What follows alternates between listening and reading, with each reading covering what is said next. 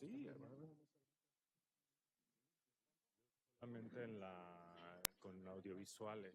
Ah, ya. Le puedes preguntar El tiraje fue de ¿para qué lo 200. necesitas? Para el de...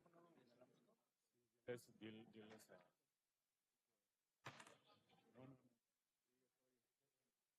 Estoy contento.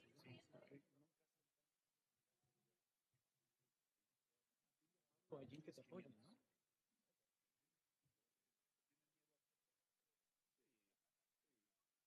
Pero les dije, pues, tengo un montón de...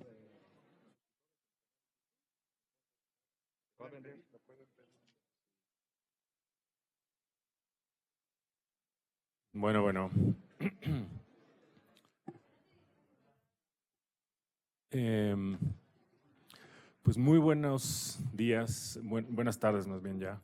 Eh, Muchas gracias por su presencia y, y bueno, también muchas gracias y sobre todo por la presencia de tan prestigiados académicos y por la generosidad de compartir con nosotros su, su trabajo y su conocimiento. Al profesor Darín y al profesor Beuchot, sean muy bienvenidos a la facultad, a nombre de la directora, del secretario general y a nombre también de la coordinación del Centro de Estudios en Ciencias de la Comunicación, quien hemos estado interesados desde que comencé la gestión en impulsar las actividades académicas de este centro de estudios.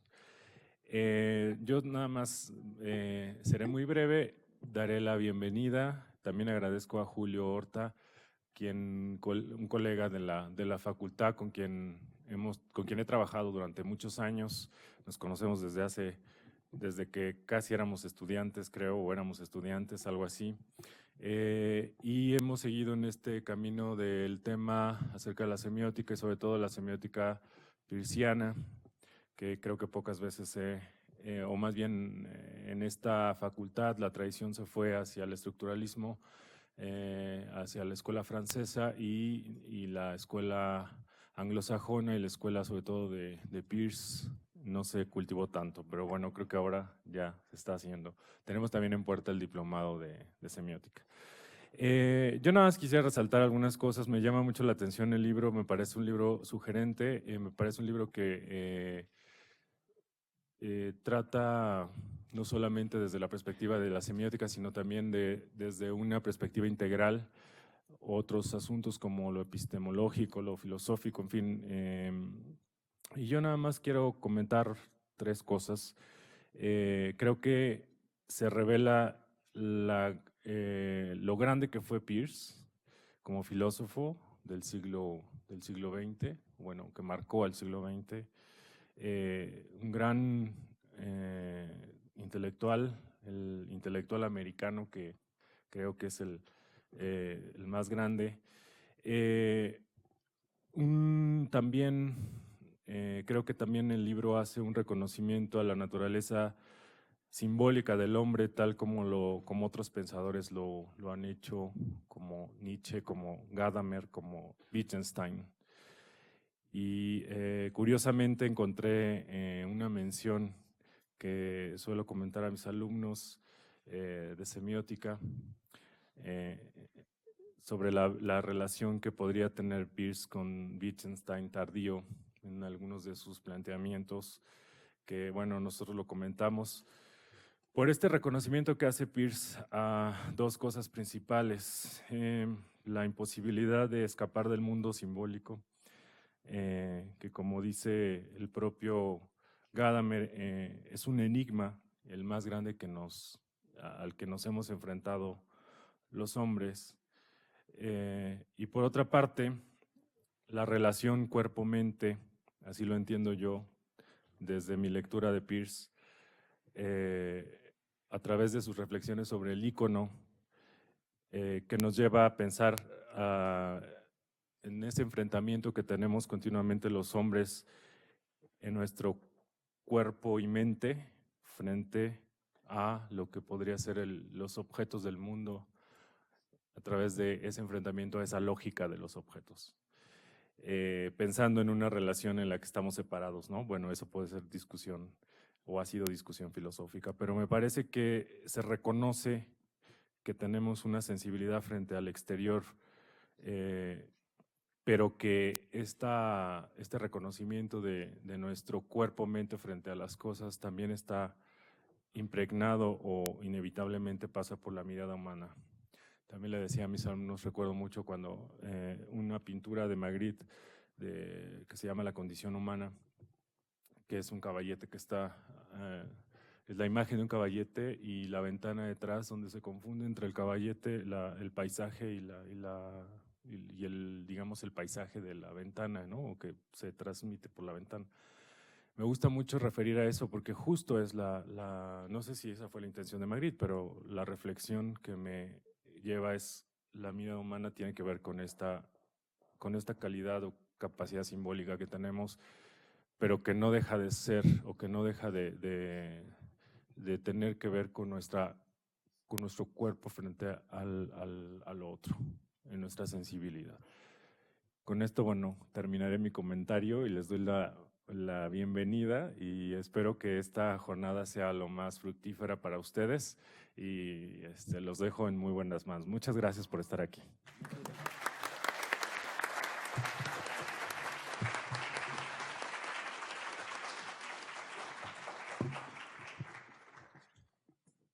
Muchas gracias al coordinador del Centro de Estudios, Iván Islas.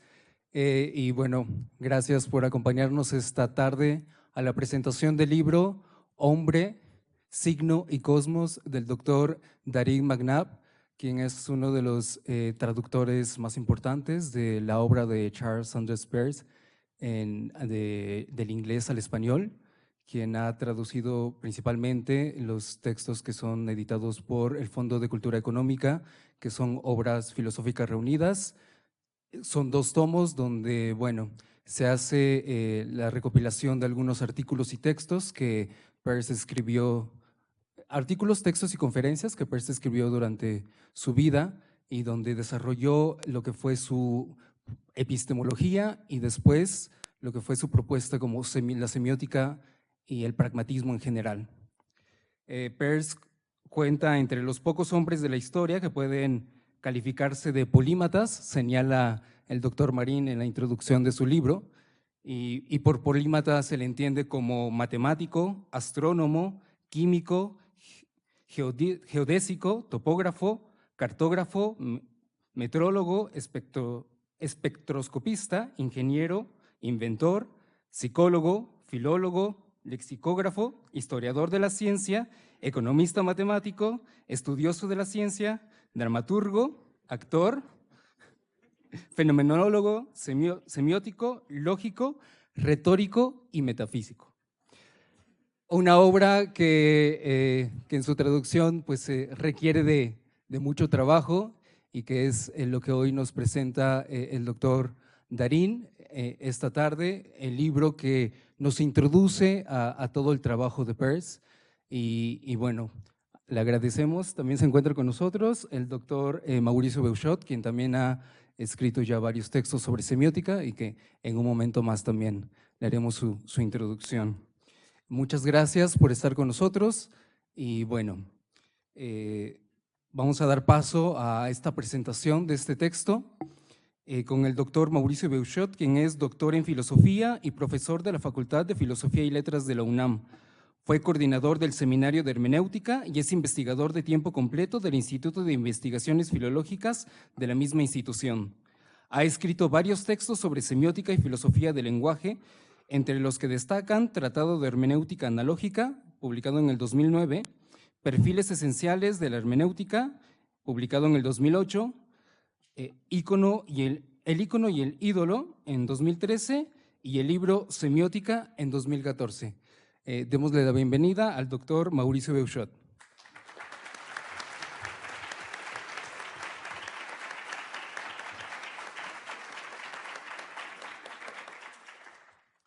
Muchas gracias, muy buenas tardes. Quiero comenzar agradeciendo la oportunidad que me dan de presentar el libro de mi gran amigo Darren McNabb acerca de esto que es una especie como de causa común, ¿verdad? Porque yo estuve muchos años antes de estar en filológicas, estuve en filosóficas y trabajábamos semiótica, pero batallé mucho para que se hiciera caso a la línea, a la vertiente pragmatista de, sobre todo, Charles Sanders Peirce. Y el libro de Darren McNabb, es algo que nos apoya mucho en esto. Y me da un gran gusto poder presentarlo. Ya en el título del libro de Darren es Hombre, Signo y Cosmos, la filosofía de Charles Sanders Peirce. Ya en el título se ven los intereses principales de la filosofía de Peirce. En cuanto al hombre o ser humano, lo consideraba como un signo, genialmente como un signo de todo el universo, como una especie de microcosmos. Ustedes saben que la idea de microcosmos, más que tal vez un concepto, es una metáfora del ser humano como compendio de todo el universo, de todo el cosmos, del macrocosmos. El ser humano es, por así decir, el ícono de todo lo existente, porque participa de todas las cosas, ¿verdad? Tenemos una parte mineral, una parte vegetativa, una parte también instintiva como el animal, pero nos distinguimos por la razón. Bueno, a veces, ¿verdad? Con la razón se supone que debemos distinguirnos por eso. Es un signo de todo el universo, es el microcosmos. Al signo, Peirce lo veía como un cosmos intermedio en el que el hombre habitaba, es decir, por así decirlo también, el signo es lo que constituye el macrocosmos del ser humano, de ese microcosmos que habita en él, pero no solamente en el sentido de habitar, sino de vivir dentro del signo, dentro del símbolo sobre todo, pero también de manera especial en el ícono, que es para Peirce el signo más misterioso y yo creo que el más importante. A esa habitación sígnica, Peirce la llamaba quebradiza esencia, como la de un cristal. Y sobre todo, también hablaba del cosmos, es decir, del macrocosmos. Se interesó en él al elaborar finas cosmologías, como el tijismo de Tige, que es lo que sucede de manera aleatoria, el sinequismo de sineques, que es lo que continúa, lo que tiene relación de continuidad, y acabó, es también una etapa metafísica al final de su vida, el agapismo, de ágape, que significa amor, porque él veía que todo el universo, el cosmos, estaba regido por el amor, ¿verdad? Como ya desde los presocráticos se veía de esta manera. Así, Peirce abarcó el microcosmos humano, el mediocosmos semiótico y el macrocosmos cosmológico o metafísico. Darren nos da una perspectiva muy amplia y abarcadora de todo esto.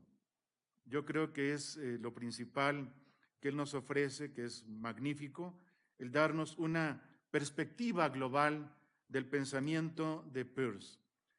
Darren aborda primero la lógica de la investigación de Peirce.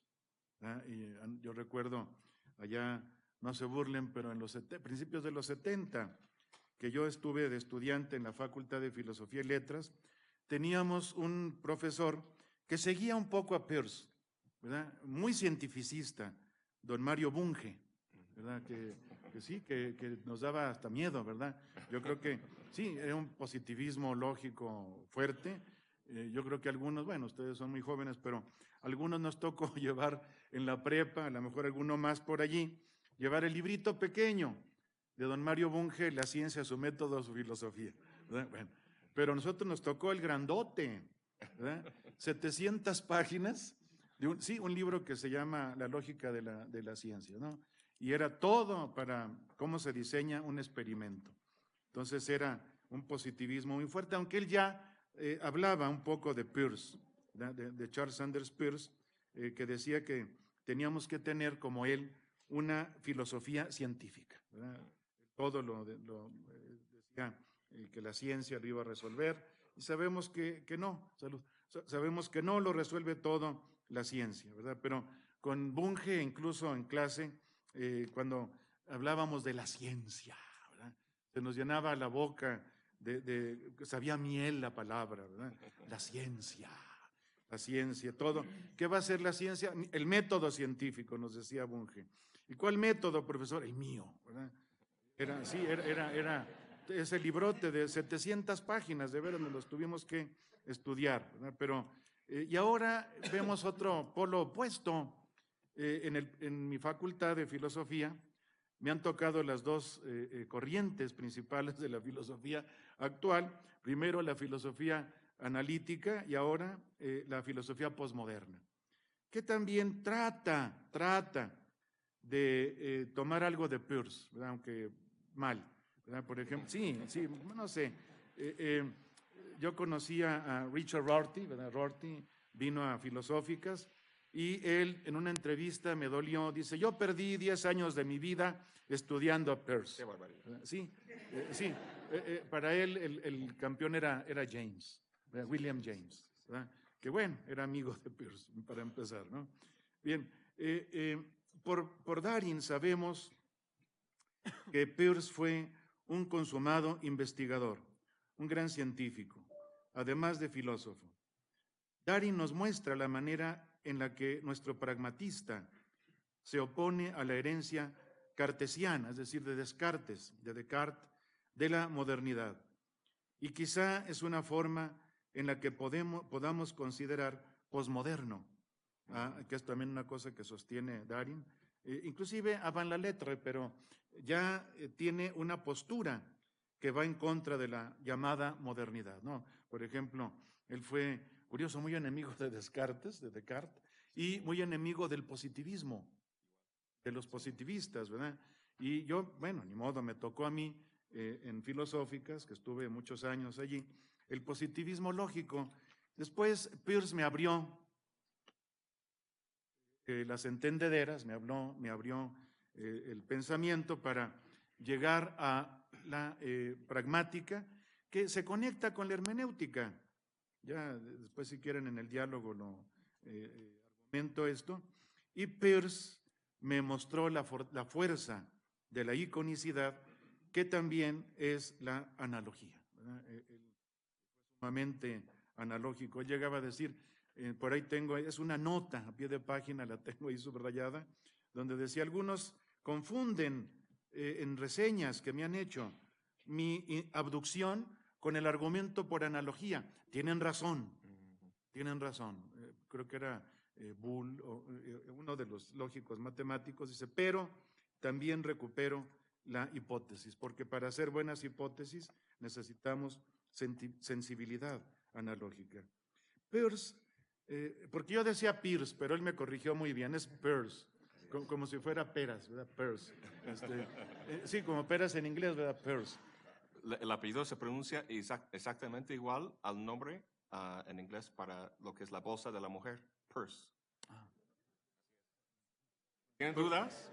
La bolsa de la mujer en inglés es como se pronuncia, purse.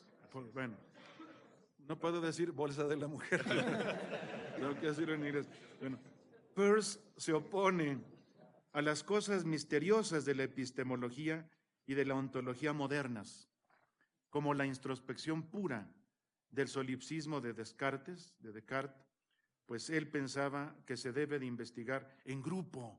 Fíjense qué antecedente, ahora que todo lo queremos hacer en grupo. Él ya decía que se tiene que investigar en grupo, en una comunidad epistémica. Pero claro, él hablaba mucho de la ética que se tiene que tener en los grupos de investigación, cosa que a veces, hasta allí, ¿verdad? Vamos a dejarlo hasta allí. Pero también, curioso, fue antikantiano. O sea, rechaza el noúmeno de Kant, o sea, la cosa en sí, que decía Kant, nosotros vemos puros fenómenos, ¿verdad? Pero no vemos la esencia de las cosas, la cosa en sí, el noúmeno, solamente el fenómeno, no el noúmeno. Y decía Peirce muy gracioso, ¿y cómo sabe? ¿Verdad? Se ve que sí, ya tuvo que haberlo visto para saber que está atrás del fenómeno, el noúmeno. Algo misterioso que paradójicamente, dice Peirce, sabemos que existe y conocemos su naturaleza incognoscible. Peirce habla asimismo de su estrategia para fijar las creencias de una manera científica, no impositiva o dogmática. Es algo en lo que insiste muy bien Darin. Él era siempre antidogmático, es apertura. Lo principal que tiene la investigación científica es la apertura, que tú dejes que se investigue libremente, porque es como suenan, como llegan las ocurrencias, ¿verdad?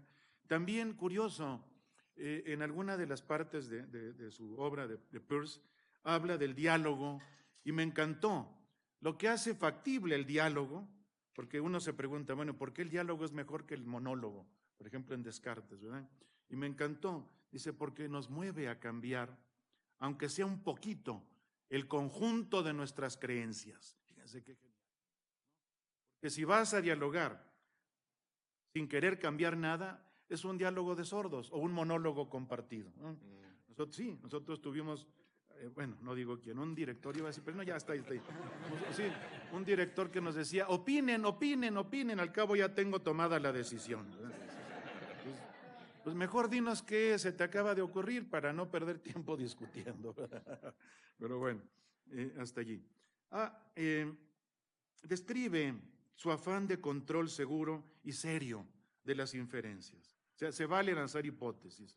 Pero tienes que buscar de alguna manera la contrastación empírica. Según las 3 clases de inferencias que él establecía: abducción, deducción e inducción. La primera, la abducción, establecía la hipótesis, lanzaba conjeturas, lanzaba hipótesis. Él llegaba a decir que hasta es una cosa casi instintiva que hacemos, ¿verdad? Pero también es una manera de inferencia. La segunda, después de la abducción, la deducción, deriva enunciados comprobables. Y la tercera, busca, la inducción, busca esos hechos con los que pudiera ser contrastada y comprobada para hacer un logro de la ciencia. Fíjense, yo no sé, pero allá en Filosófica seguíamos mucho a Karl Popper. Yo creo que leyó a Peirce. Claro, pero clarísimo, Bueno, sí. pero no lo cita nunca. No. Bueno, pero es prácticamente… Es lo mismo Peirce y Hegel. Peirce es muy hegeliano, Ajá. pero lo pasa el tiempo así como… Fuego. Sí, así son los filósofos. Bueno. Así son. Perdón. Perdón. Pero sobre todo, me parece importante la exposición de estas cosas que hace Darin, porque Peirce fue el campeón de la libertad en la investigación, como decía. En contra de los positivistas. Conste que luego aquí en México tenemos todavía positivistas, pero del 19. ¿Verdad? Sí, por desgracia a México nos llega todo tarde y mal, ¿verdad? Por ejemplo, ya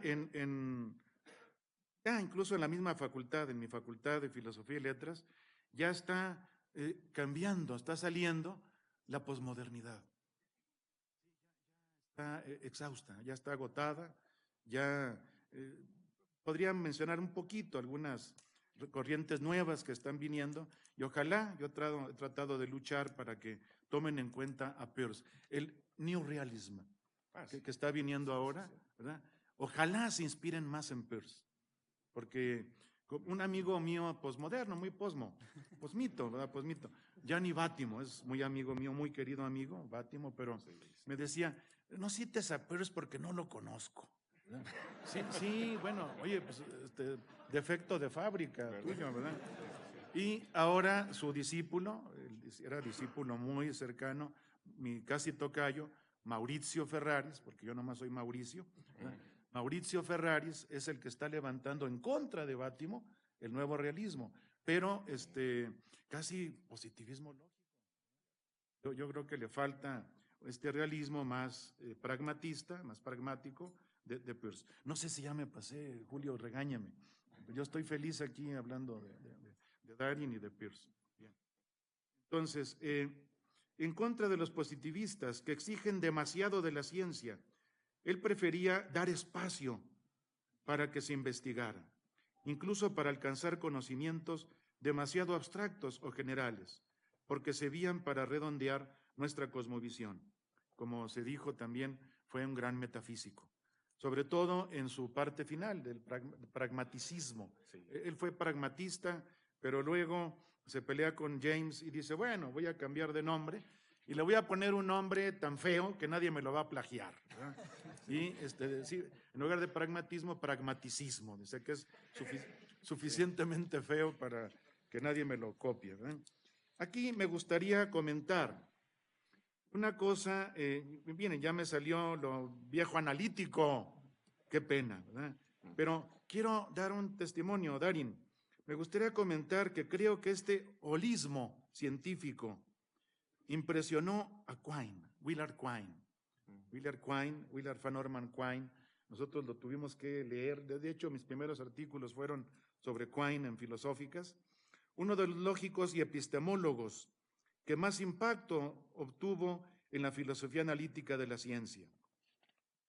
Curiosamente, me topé con una reseña muy larga que hizo Quine en los años 30 del primer tomo de los Collected Papers. Aunque Quine dice, yo lo inventé, ¿verdad? No cita a Peirce para nada, pero ahí pude comprobar, es el primer tomo, Darin, me darás la razón, donde están sus cosas de lógica. Y todo eso saca mucho. Quine lo dice en su reseña para una revista científica de historia de la ciencia, ISIS, ¿verdad? Que es una revista de historia de la ciencia de los años 30. Pero pues, la busqué, encargué y me la fotocopiaron, ¿verdad? La reseña larga de Quine sobre Peirce. Pude allí comprobar que toma muy en cuenta las aportaciones de Peirce a la lógica y que da la misma solución que al problema de la paradoja de la implicación material en su obra Mathematical Logic. Mira, a veces sí daba un poco de culpa porque hacíamos investigaciones en filosóficas muy prácticas, ¿verdad? Como la semántica de los nombres propios, ¿no? Yo me dediqué, y también, bueno, ni modo, ¿verdad? A la paradoja de la implicación material. Saqué un librito por allí, porque me impresionaba mucho. Yo di 12 años clase de lógica de primer orden, luego en el posgrado di lógica superior, y siempre me llamaba la atención ese paso tan chistoso, ¿verdad? Que en la implicación material puedes pasar de lo falso a lo verdadero, en la tablita de verdad y falsedad, ¿no? ¿Cómo? ¿Por qué? ¿Qué pasa aquí? Y Peirce lo resuelve, retomando a los medievales, porque era un erudito tremendo en la lógica medieval. Total. Y así, sí, en su biblioteca tenía todo, ¿verdad? Y por ese tiempo yo estaba un poco obsesionado por esa paradoja de la implicación material. Y pude ver que debía mucho a Peirce, Quine, pero me pareció que no lo mencionaba mucho, más bien nada, ¿verdad? Que no le daba el crédito que Peirce merecía. Peirce ha marcado mucho de lo que tenemos en el tiempo actual, de allí su importancia. No voy a detenerme en la glosa a base de negación y conjunción, ¿verdad? Ya se disuelve la implicación, porque ustedes saben, hay la famosa ley del condicional, que en el condicional en lógica, si P entonces Q, se sigue todo lo que siga de Q, aunque quieras parar ya, allí, hasta allí. No, hay una cosa hermosa en la lógica. Pero ya estoy en la hermenéutica, no se preocupen, ¿verdad? Darin McNabb pasa al tema de las categorías.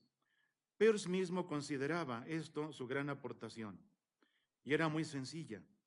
No las 10 categorías de Aristóteles, ni las 12 de Kant, sino solo 3, que se parecen mucho a las de Leibniz. También me dio mucho por investigar este gran filósofo Leibniz, y que son simplemente primeridad, segundidad y terceridad. De hecho, él todo lo dividía en 3, Peirce, ¿no? Por ahí encontré en sus Collected Papers un artículo que tiene, o en la Chronological Edition, que se llama triadomanía. Exactamente. Pero bueno, pues siquiera lo reconoce, ¿no? Sí, todo se divide en tres. ¿En qué se divide la semiótica? Pues en tres, ¿no? Que después fue lo de la sintaxis, semántica y pragmática. Le llamaba gramática pura, lógica pura y retórica pura. ¿Y el signo en cuánto se divide? Pues en tres, ¿verdad? Y yo creo que ahí sigue mucho a Kant y a Hegel, que era la dialéctica, ¿no? Tres etapas, ¿no? La primeridad para él es la cualidad. Siempre captamos cualidades en cualquier fenómeno, el color amarillo, etcétera. La segundidad es la sustancia, es lo que opone resistencia, el hecho, ¿verdad? Yo veo lo amarillo, pero también veo que hay algo junto con lo amarillo que no puedo traspasar de un golpe. Y la terceridad es la relación. Es Leibniz, ¿verdad? Leibniz son las principales categorías a las que reduce Leibniz, las de Aristóteles. Les da muchas y diversas formulaciones y definiciones, como hacía con todo. Era bastante obsesivito, ¿verdad? Es lo mejor para ser investigador. Casi de manera compulsiva, pero se pueden ver de manera constante cómo las revisa, las redefine, las comprueba, etcétera, etcétera. Esto se ve sobre todo en la semiótica, abordada por Darin a continuación. Resplandece en los tres tipos de signo que establece Peirce. Tres, dice él, ¿verdad? A saber, ícono, índice y símbolo. El ícono es lo que captamos, independientemente de que exista o no, como una cualidad o signo formal. Ahí está la primeridad. Es la cualidad que captamos, que también es un signo. El índice es lo que nos ofrece resistencia, como una sustancia o signo natural. Es la segundidad. Y el símbolo es lo que tiene carácter de ley, es decir, ha sido arbitrado por el ser humano, como signo arbitrario que es, por ejemplo, el lenguaje. Ahí está la relación, la terceridad. Me parece interesante la comparación que hace McNabb entre la semiótica de Peirce y la semiología de Saussure, porque tienen diferencias notables, ya desde lo que intentan ellas mismas.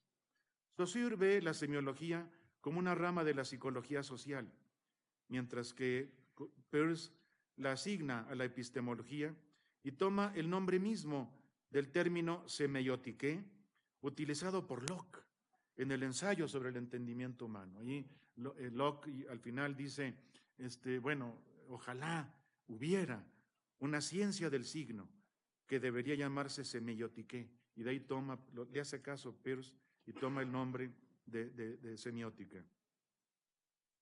McNabb recoge unos de los nombres que dio Peirce a las ramas de esta disciplina, pero retiene el de gramática especulativa, que junto con la lógica y la retórica formaba el trivium clásico o de las ciencias sermocinales de los medievales, es decir, las ciencias del lenguaje. También Darin nos habla del carácter del pragmatismo. Recordemos que Peirce fue el que inventó ese nombre, que fue popularizado por su amigo William James. Cuando no estuvo de acuerdo con él, con James, en su última época, Peirce llamó a su pensamiento pragmaticismo, nombre que decía que era tan feo que aseguraría que nadie se lo plagiara. Quizá faltó a Darin profundizar más en ese pragmaticismo, se entra en él, y es para mí la parte más interesante, para que transmitiera una idea más completa del pensamiento peirciano. Y se lo digo como objeción, porque si no van a decir que no leí el libro, ¿verdad? Para que vean que sí lo leí, le tengo que hacer cuestionamientos, ¿no? También objeciones. Gracias. Se vale.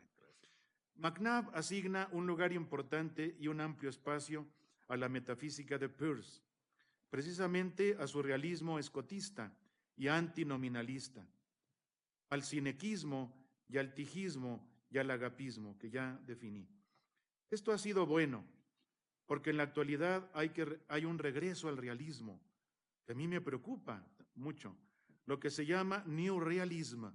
Ustedes pueden, como dicen ahora los chavos, googlear New Realism, pero philosophy, porque hay un nuevo realismo en literatura que es diferente. Sí. Y este es nuevo realismo en filosofía, que tiene diversos expositores con posturas bastante diferentes.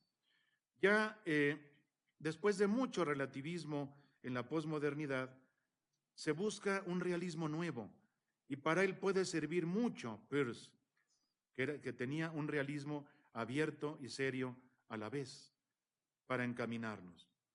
Fue muy utilizado por Hilary Putnam para el realismo pragmatista que edificó al final de su vida, murió hace poco. Él nos visitaba aquí en Filosóficas, gran filósofo, Hilary Putnam. Tal vez también le faltó a Darin hablar, aunque fuera un poco, de la mística de Peirce, de su agapismo, y dentro de él, de la forma tan curiosa en que establecía una especie de aura en todo el universo. Era también muy místico. Ha habido en los Estados Unidos un interés y un trabajo muy fuerte sobre Peirce. Nos hace falta aquí. Mencioné a Putnam. En nuestro país estuvo Susan Hack, ¿te acuerdas? Estuvimos con ella, una mujer encantadora. Susan Hack, quien es de sus mejores estudiosas, y lo que me gustó más fue que lo defendió contra las críticas de Rorty. Lo ponía como el maligno, ¿verdad? A Rorty. Recuerdo que una vez estuvo Rorty en México. Curioso, como un año y medio antes de que muriera Rorty, lo tuvimos en Filosóficas. Estaba de director Guillermo Hurtado, y me invitó para que fuera a comer con ellos, etcétera. Pero antes tuvimos que prestarles el auditorio, porque en Filosóficas hay un auditorio muy pequeño, el José Gauss, y prestamos el auditoriote que había en Filológicas, que ahorita está en remodelación, lleno de polvo, y etcétera. No se puede utilizar, pero en esa ocasión se utilizó. Y curioso, Rorty decía siempre, no había que preocuparse por la verdad ni por la objetividad, ¿no? Había que preocuparse por la pragmática social y no sé qué y no sé cuál. Y allí nos dio 3 conferencias en Filosóficas, año y medio más o menos antes de morir Rorty. La primera no me acuerdo, la segunda sobre la verdad y la tercera sobre la objetividad. O sea que sí son importantes. Y lo dijo poco antes de morir, ¿verdad? Yo recuerdo, esto me recuerda que de Wittgenstein, que mencionaron aquí poco antes, que Wittgenstein escribe ese famoso librito, el Tractatus Logico-Philosophicus, que termina diciendo, de lo que no se puede hablar, mejor es callar, ¿verdad? Y de lo que no se podía hablar, sino nada más mostrar, eran 3 cosas: la ética, la estética y la mística, que también Wittgenstein era bastante dado para allá. Y el prólogo se lo pidió, menso, ¿verdad?, a Bertrand Russell, que era muy irónico, como buen inglés, Bertrand Russell. Y en el prólogo al Tractatus dice, bueno, aquí el señor Wittgenstein nos dice que no hay que hablar nada de lo que él habló mucho en este libro, ¿verdad? Entonces, bueno, se ve que Wittgenstein aguantó porque no omitió el prólogo, ¿verdad? No le borró nada de eso. Sí, termino ya. Nada más termino. El libro de Darin me da orgullo de que se haga algo así en nuestro país, ¿verdad? Hay pocos dedicados a Peirce, cada vez más. Entre ellos está Darin McNabb. Por eso me siento feliz de él y de su trabajo, tanto de traductor, están los 2 volúmenes que tradujo de Peirce, como de estudioso de la obra de Peirce, porque a él le debemos esos 2 volúmenes de la obra reunida, que al igual que este libro, nos ha puesto en el camino de este pensamiento para que esté a nuestro alcance. Muchas gracias.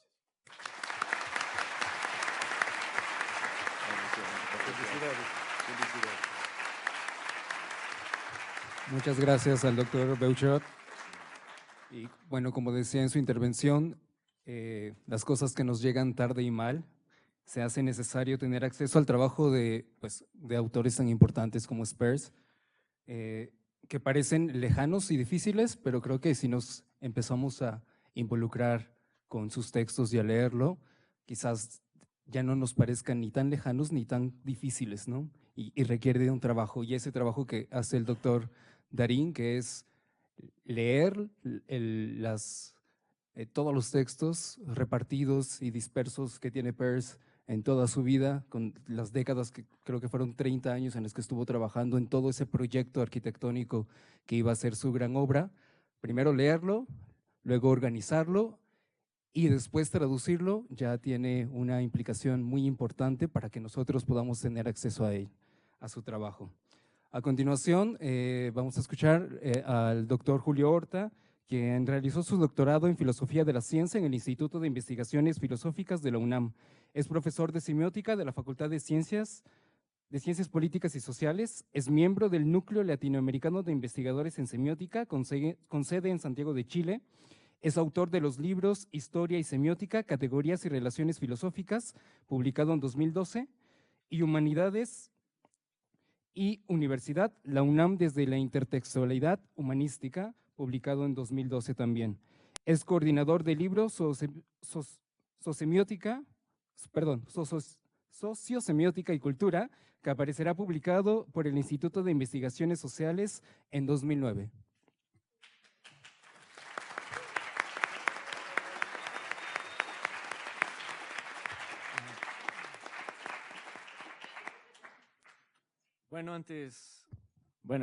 Antes que nada, pues también me voy a unir al agradecimiento tanto del autor del libro, al colega Darin McNabb, al profesor y también colega Mauricio Beuchot. Siempre es importante poder intercambiar puntos de vista respecto a un autor y sobre todo un autor que es tan importante como Peirce. En ese sentido, bueno, pues lo que quiero comentar y platicar con ustedes y evidentemente con los colegas que hoy nos acompañan es básicamente tratar de resolver un par de preguntas en el ámbito de conocimiento que estamos acostumbrados a manejar en la Facultad de Ciencias Políticas.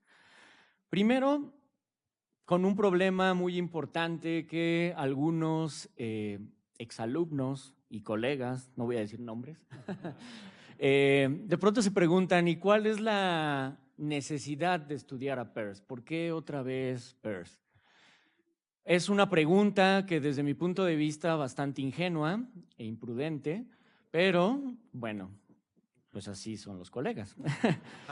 Y esa será la primera parte en lo que quiero exponer y la segunda parte, pues quiero dar algunos argumentos respecto a por qué en ciencias sociales es importante a Peirce.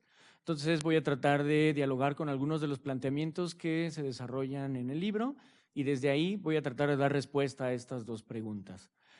Es muy interesante la primera, en verdad hay muchos exalumnos y colegas de ciencias sociales que se están preguntando con toda la seriedad, ¿por qué otra vez Peirce? ¿Por qué es necesario revisar a un autor que a finales del 19 y principios del 20 plantea una epistemología diferente a lo que se había hecho en la filosofía moderna?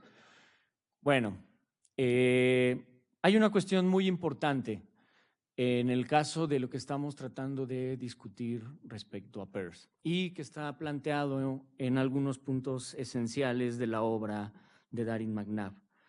Primero, es importante cambiar los fundamentos del conocimiento.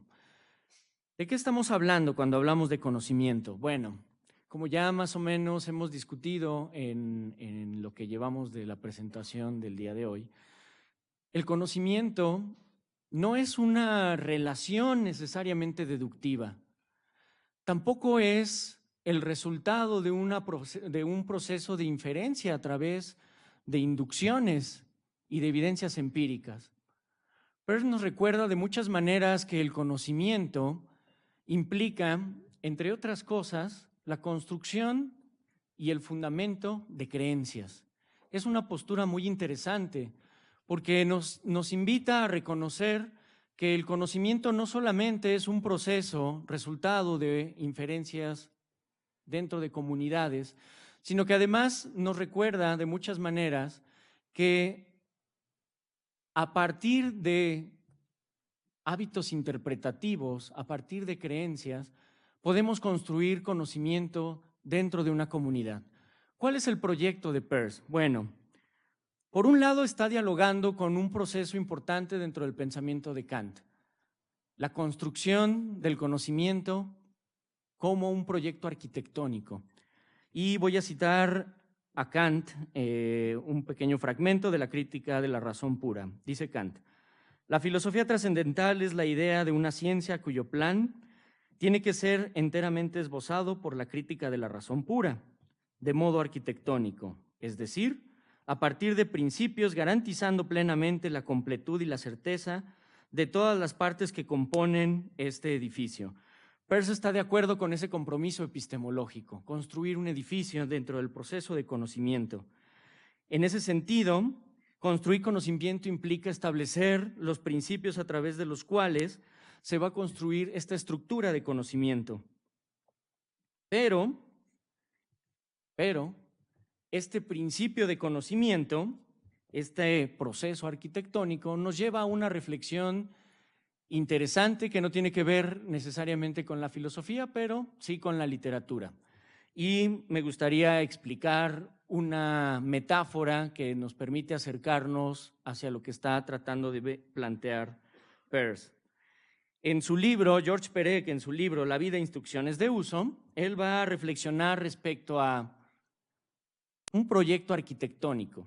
Y dice George Perec: me imagino un edificio parisino al que se le ha quitado la fachada, de modo que desde la planta baja hasta la buhardilla, todos los aposentos que se hallan en la parte anterior del edificio sean inmediata y simultáneamente visibles. Y de otra manera va a plantear el mismo George Perec todo el libro, su proyecto, La vida e instrucciones de uso, una novela muy interesante que, por cierto, nos muestra de muchas maneras cómo podemos pensar en el espacio, pero a través de relaciones temporales entre personajes. Y dice George Perec: todo el libro se ha construido como una casa en la que las habitaciones se unen unas con otras, siguiendo la técnica del rompecabezas. ¿En qué consiste George Perec y qué tiene que ver eso con lo que Darin McNabb nos está mostrando dentro de su trabajo Hombre, Signo y Cosmos? De muchas maneras, temporalizar la obra de Peirce, pensar las diferentes categorías y conceptos que están implicados dentro de la propuesta epistemológica de Peirce, estamos frente a un rompecabezas similar a lo que está pensando George Perec. Es decir, Peirce está considerando la semiosis como una temporalidad.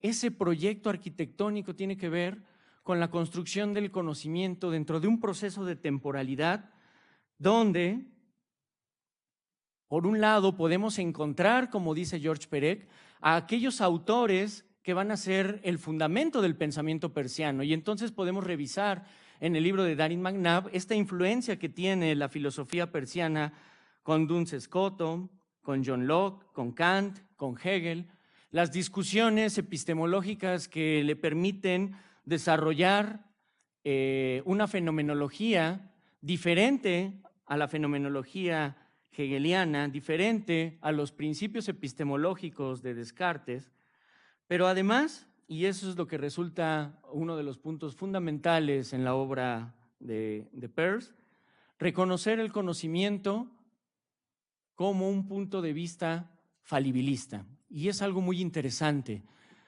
Nuestras creencias pueden ser también equivocadas. No estamos obligados a deducir la verdad de una proposición o de una creencia, sino que es precisamente este conjunto de creencias las que de muchas maneras pueden llevarnos al error. Pero eso es lo interesante del proceso de conocimiento y para la semiótica aplicada es un punto muy importante en la reflexión.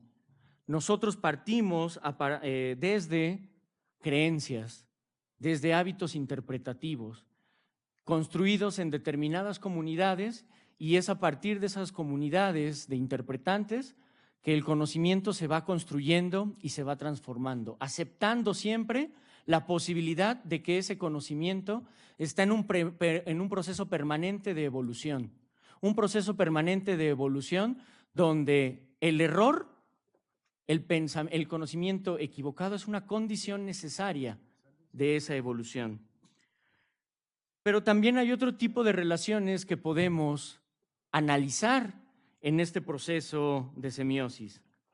También podemos reconocer cómo a través de los planteamientos epistemológicos de Peirce se van a crear nuevos ámbitos de conocimiento para los filósofos del siglo XX, como Popper, como ya nos comentó el profesor Beuchot, como Quine, como Putnam, incluso pensando en la posibilidad y en la destrucción, en la deconstrucción que está planteando Derrida.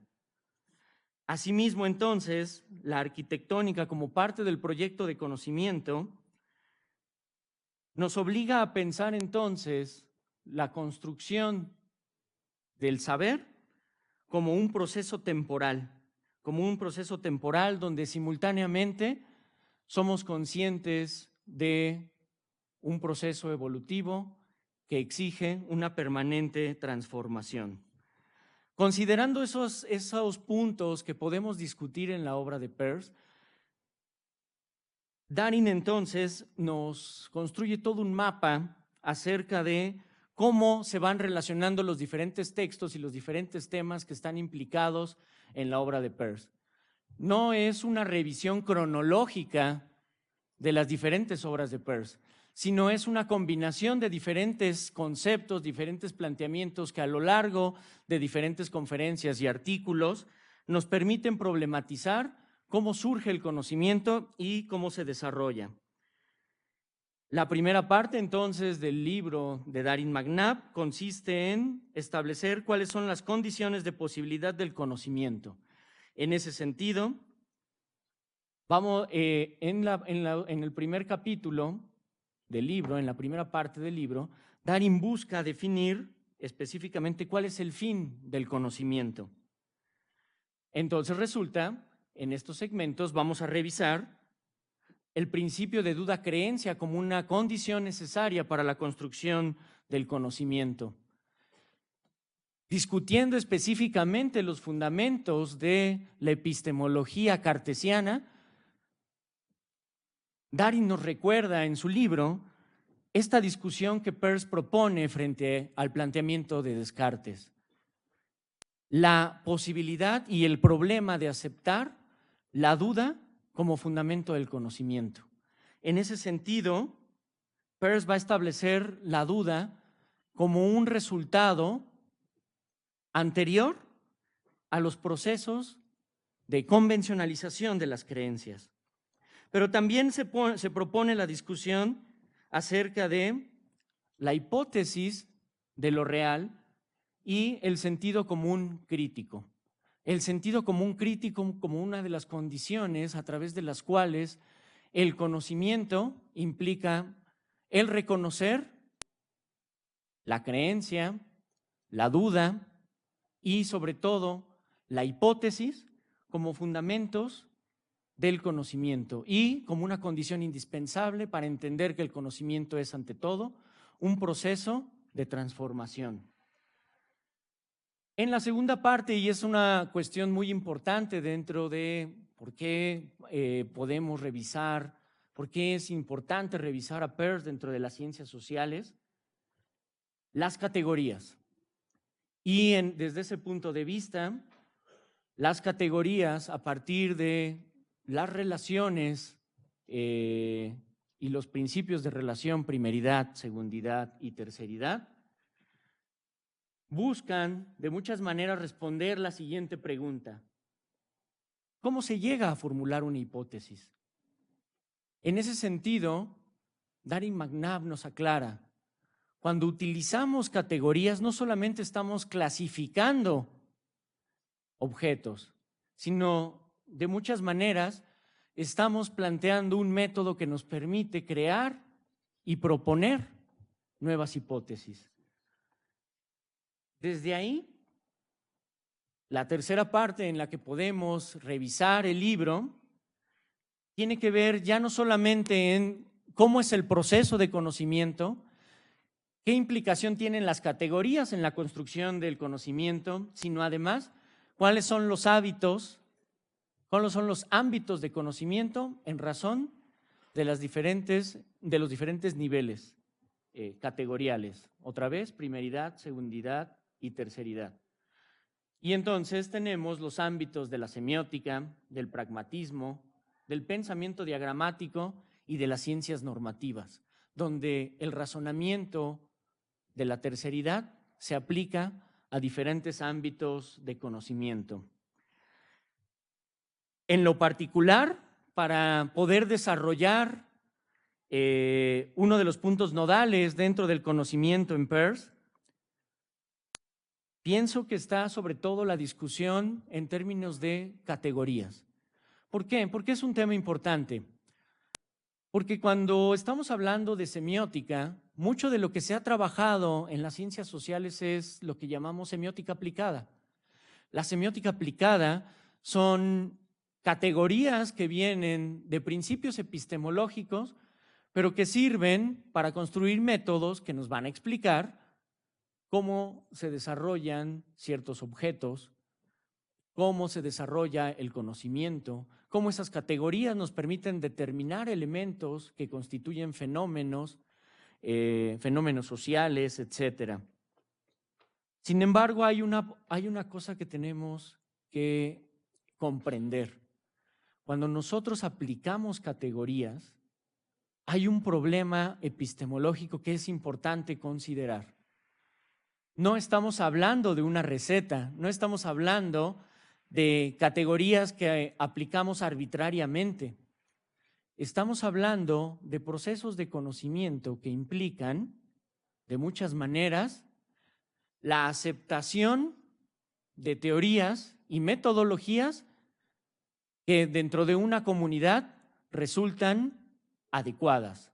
Para muchos semiólogos que siguen la discusión peirciana como Juan Ángel Magariños, las categorías y los métodos de análisis son el resultado de un proceso histórico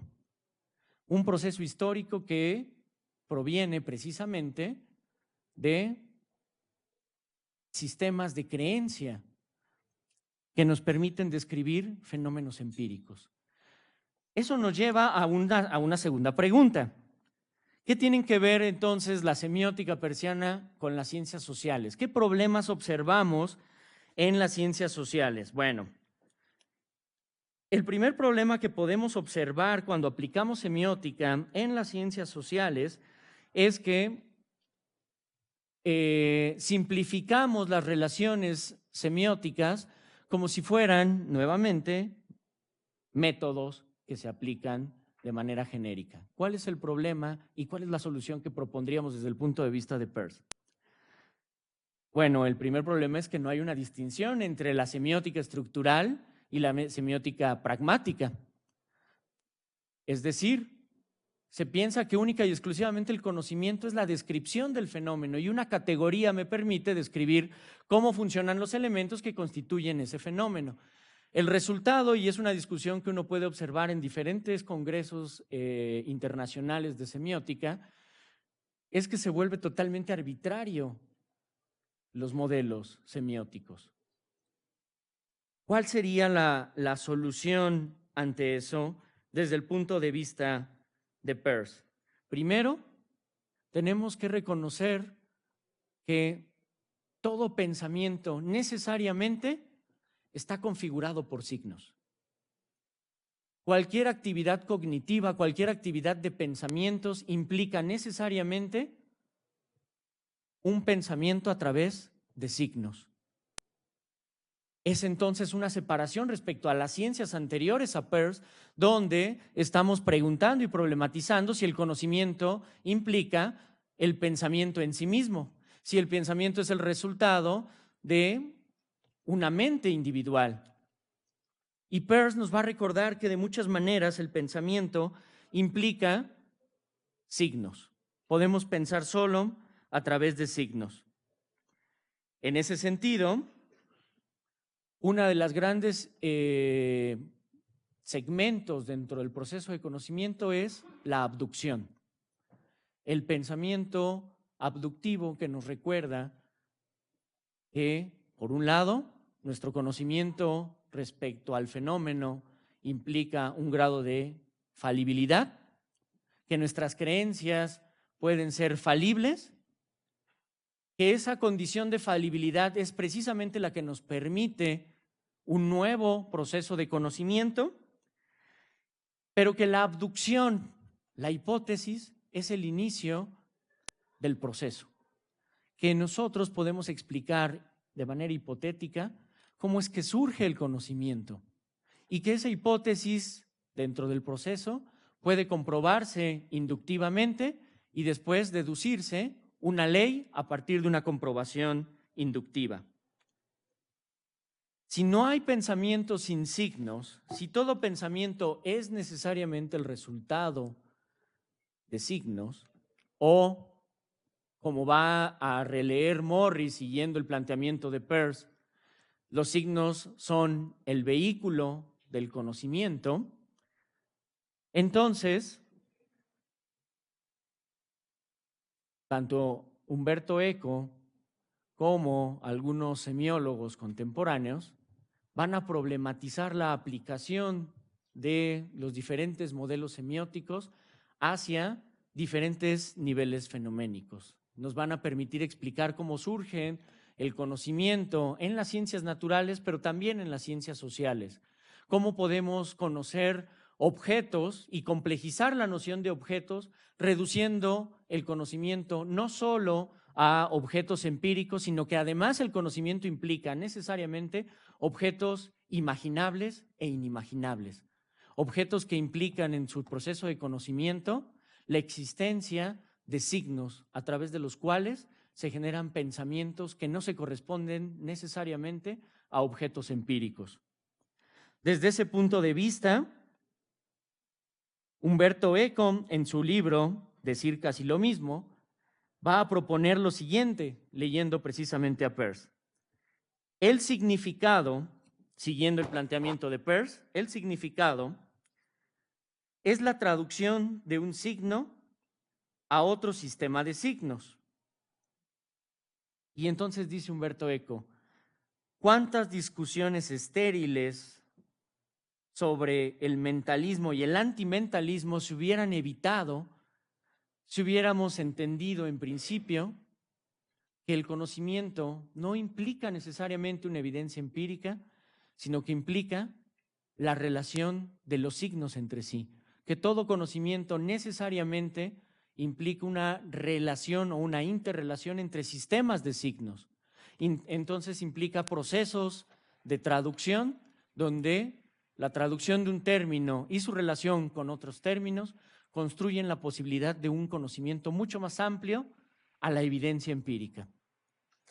Entonces, dentro de estas discusiones, el libro Hombre, Signo y Cosmos nos invita a introducirnos a esta epistemología peirciana y nos invita entonces no solo a reconocer cuál es la tradición filosófica de Peirce y cuál es la distancia de Peirce respecto a la tradición moderna de la filosofía, sino además nos invita a seguir y profundizar las discusiones de Peirce en los diferentes niveles de conocimiento para aproximarnos hacia la aplicación de la semiótica contemporánea.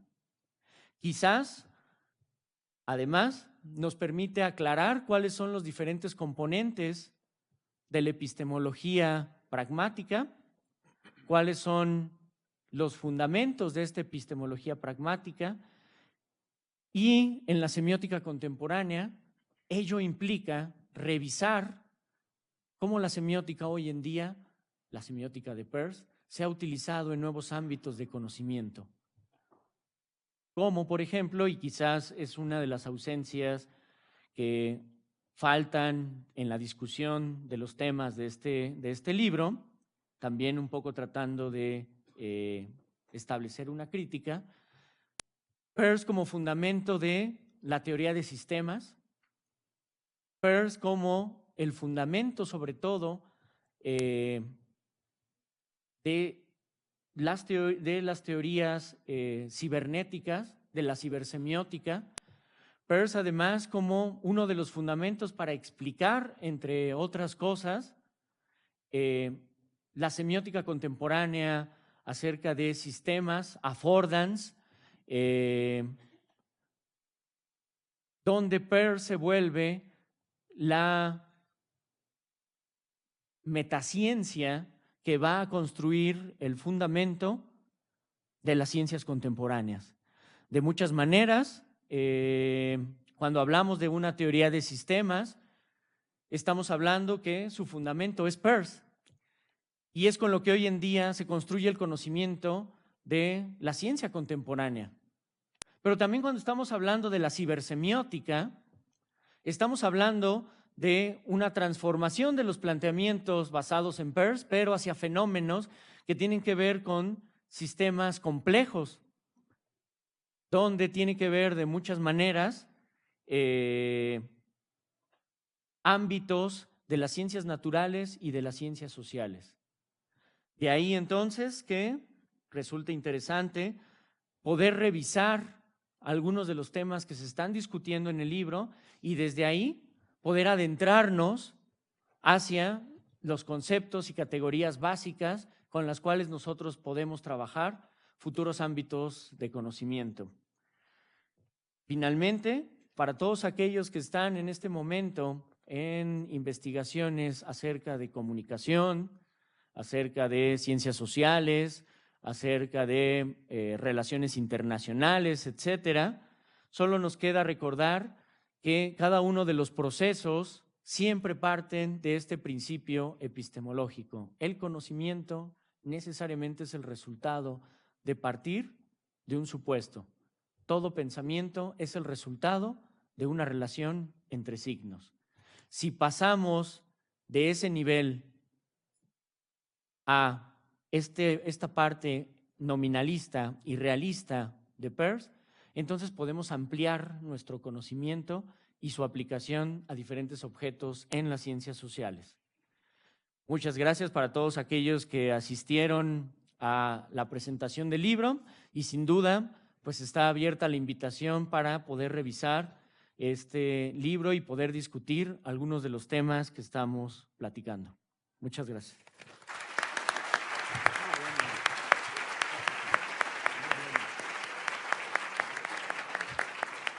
Muchas gracias al doctor Julio Horta. Nos comentaba que en la consideración de preguntarse sobre el conocimiento y cambiar los fundamentos del conocimiento, al proponerlo como un proceso falibilista a partir de la propuesta de Peirce, el autor del libro en su introducción menciona: lo mental no se localiza en cabezas individuales, sino a lo largo del tejido cósmico. Y para reconocer el potencial, lo potencialmente incompleto o erróneo del conocimiento, se hace necesario entonces establecer una relación o una comunicación a partir de los signos. El doctor Darin McNabb es doctor en filosofía por el Boston College. Actualmente se desempeña como profesor e investigador de la Universidad Veracruzana. Es director del proyecto multimedia La Fonda Filosófica, canal de YouTube de su género más visto en América Latina en 2017.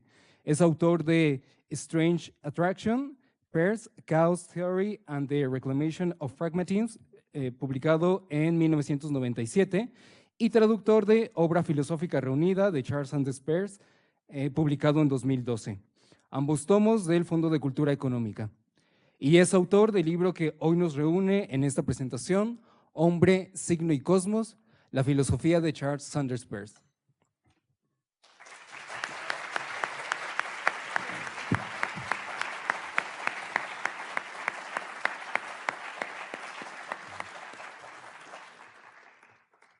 Muy buenas tardes ya. A todos me da mucho gusto ver a tantas personas aquí, tantos jóvenes. Quisiera agradecer primero a Iván Islas, a Julio Horta y mi gran amigo Mauricio Belchot por la gran generosidad y apoyo en llevar a cabo esta presentación del libro. durante muchos años yo compraba esas bolsas de jugo en las calles, ¿no? Que venden. Lo llevaba a la oficina y lo chupaba y luego un día un colega me dice, Darin, lo estás haciendo mal. El jugo es la forma que la naturaleza tiene de hacerte comer el pulpo. El pulpo es lo bueno. El jugo es simplemente lo dulce, la miel, ¿no? Entonces, supongo que la mayoría de ustedes están aquí porque han visto mis videos de la Fonda Filosófica. Esa es la miel, eso es lo dulce, pero ese es lo pulpo aquí. Ese es lo bueno. Eso es lo bueno. Yo tengo una gran pues, deuda con Peirce. Escribí mi tesis doctoral y pues tengo mi formación en su cosmovisión.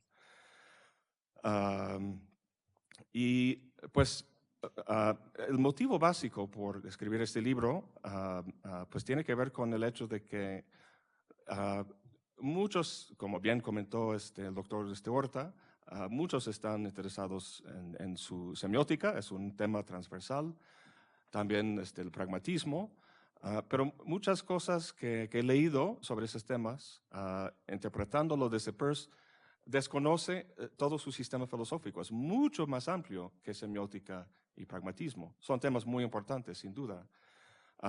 Entonces, no existía en lengua española una introducción general a todo su sistema filosófico. Entonces, eso fue la idea de escribir el libro. Yo creo que me gustaría responder una cosa que dijiste de Rorty, ¿no? Sí, también Rorty dice, la única cosa que Peirce contribuyó al pragmatismo fue el nombre. ¿Tú crees? No, no puede ser. Pues yo le respondo a Rorty con la siguiente afirmación de Peirce. Peirce dice, existe semejante cosa como la verdad, porque si no, jamás haríamos pregunta alguna. Fíjense en eso. La próxima vez que alguien te diga, no, todo es relativo, está socialmente construido, no sé qué cosa, bueno, si haces una pregunta, no estás esperando alguna opinión de idiosincrásico de algún cuate de la facultad, no. Estás esperando algo objetivo. Si partimos de ese supuesto, entonces la pregunta es, ¿cómo buscamos entonces esa verdad? Y esa es la gran pregunta rectora de la filosofía de Peirce. En su época, Peirce fue principalmente conocido, pero por mucho como científico. Hizo muchos grandes aportes a la ciencia. Propuso la medición del metro con las ondas de la degeneración de una sustancia química que utilizamos todavía hoy en día. Generó una proyección de la Tierra que se utiliza en la aviación, la proyección quincunxial, y muchos aportes más. Menos que eso fue conocido como lógico y mucho menos como filósofo en su época. Hoy en día es al revés. Lo vemos como un gran filósofo. William James fue considerado el Platón americano y Peirce fue considerado el Aristóteles americano, norteamericano.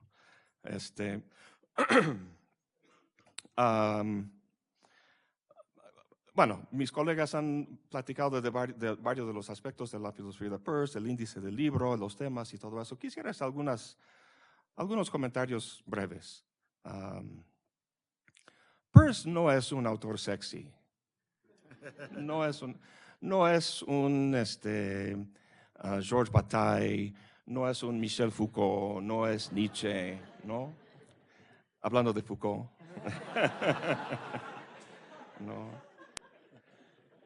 No es Jean-Paul Sartre. Entonces, ¿por qué leer a Peirce? Llaman a Peirce un filósofo de los filósofos, no un filósofo para el público romántico, algo por el estilo.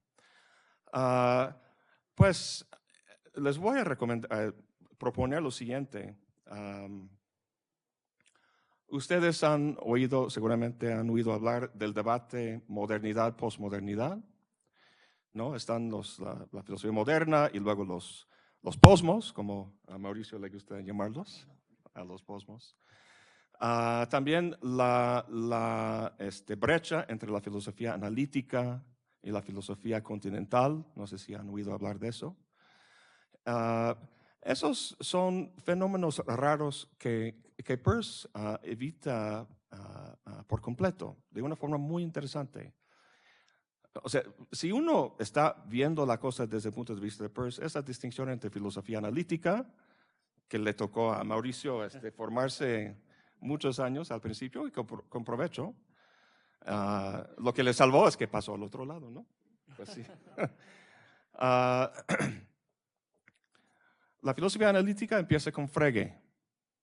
La filosofía continental, en buena parte, tiene su raíz en Husserl, ¿no? O sea, la fenomenología de Husserl pasa a Heidegger, Merleau-Ponty, a la crítica que Derrida hace a Husserl y toda una tradición que está respondiendo a problemáticas de Husserl. Entonces tenemos filosofía continental por este lado. Tenemos filosofía analítica, lógica, todo muy técnico, analítico por este lado. El camino que no se tomó fue Peirce, que está justo en medio entre Frege y Husserl. Peirce, al mismo tiempo que Frege, desarrolló una notación algebraica para la lógica cuantificacional. Los dos modernizaron la lógica aristotélica, que llevaba 2 milenios en existencia, básicamente. La notación que desarrolló Peirce fue utilizado por Russell y Whitehead en su famoso libro Principia Mathematica, pero fue la notación de Frege la que ganó y que se utiliza hoy en día. Al mismo tiempo, Peirce más adelante desarrolló una notación no simbólica. Cuando abres un libro de lógica y ves todas como cosas que parecen ecuaciones, esa es una notación algebraica simbólica, que todo el mundo dice, ¿qué es esto? ¿No? Y se espanta. Pues Peirce desarrolló una notación icónica, que muestra las relaciones que se están comparando entre las partes que se están discutiendo. Bueno, entonces tenemos este vínculo con Frege. Por el otro lado, Peirce, al mismo tiempo que Husserl empezó un año antes, pero estaban utilizando los dos el término fenomenología al mismo tiempo. Peirce desarrolla su propia fenomenología. Entonces, el chiste con Peirce es que los analíticos son muy rigurosos, pero las cosas que tratan son triviales y como que no trascendentes. Los de la filosofía continental están hablando de las cosas más importantes del cosmos, pero lo hacen de una forma un poco, pues, no tan rigurosa, ¿no? Peirce combina los dos, tratando esas cosas de una forma rigurosa, ¿no? Entonces, no hay ninguna razón por la que tiene que existir esa distinción. Ahora, en cuanto a ese supuesto debate modernidad-posmodernidad, yo diría que es un fantasma. Nosotros no hemos tenido en sentido estricto a algo que es posmoderno. La filosofía de Peirce es la filosofía estrictamente posmoderna, en mi estimación. ¿Tú sabes qué significa posmoderno? Yo no. Es que se refiere a tantas cosas, es un término tan vago que describe muchísimas cosas, pero es algo que supuestamente va más allá de las pretensiones de la modernidad. Desde mi punto de vista, el pensamiento postmoderno no es realmente postmoderno, no es algo que se distingue de la tradición moderna, sino que es una forma degenerada o enferma de lo moderno, ¿no? ¿En qué sentido? Pues Peirce, o sea, se podría decir, los posmos se creen posmos porque han muerto al sujeto, ¿no? Esa fue la gran pretensión de la modernidad.